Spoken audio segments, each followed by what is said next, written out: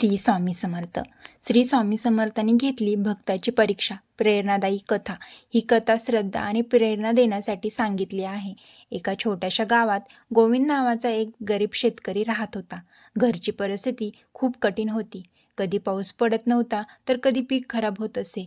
कर्ज वाढत होतं आणि गावातील लोक त्याची थट्टा करू लागले. पण गोविंदाची एक सवय कधीच बदलली नाही.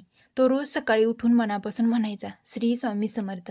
त्याचा विश्वास होता की स्वामी योग्य वेळी योग्य मार्ग दाखवतील.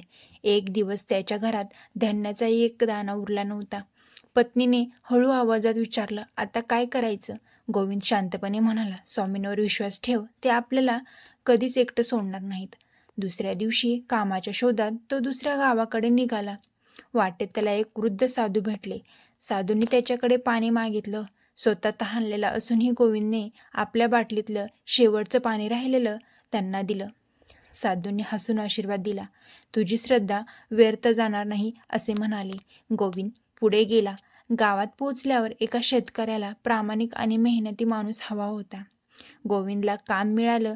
काही महिन्यात त्यांनी लोकांचे कर्ज फेडायला सुरुवात केली. घरची परिस्थिती सुधारली. एक रात्री त्याला स्वप्नात श्री स्वामी समर्थाचे दर्शन झाल्यासारखे वाटले. जणू ते म्हणत होते, संकट ही शिक्षा नसतात, ती श्रद्धेची परीक्षा असते. जो विश्वास सोडत नाही त्याचा हात आम्ही कधीच सोडत नाही. त्या दिवसापासून गोविंद प्रत्येक संकटात घाबरण्याऐवजी स्वामींचे नामस्मरण करू लागला. त्याचं आयुष्य हळूहळू बदलत गेलं. या कथेची शिकवण, जीवनात अडचणी येतात पण संयम, प्रामाणिकपणा आणि श्रद्धा टिकून ठेवली तर माणसाला पुढे जाण्याची ताकद मिळत असते. जर ही कथा तुम्हाला आवडली असेल आणि श्री स्वामी समर्थवर तुमचा विश्वास अधिक दृढ झाला असेल तर हा व्हिडिओ नक्की लाईक करा. आपल्या मित्रपरिवारासोबत शेअर करा आणि अशाच भक्तिमय कथा ऐकण्यासाठी आपल्या चॅनलला सबस्क्राईब करा. शेवटी कमेंटमध्ये मनापासून एकदा लिहा, श्री स्वामी समर्थ. श्री स्वामी समर्थ महाराजांची कृपा तुमच्यावर आणि तुमच्या परिवारावर सदैव राहो. श्री स्वामी समर्थ.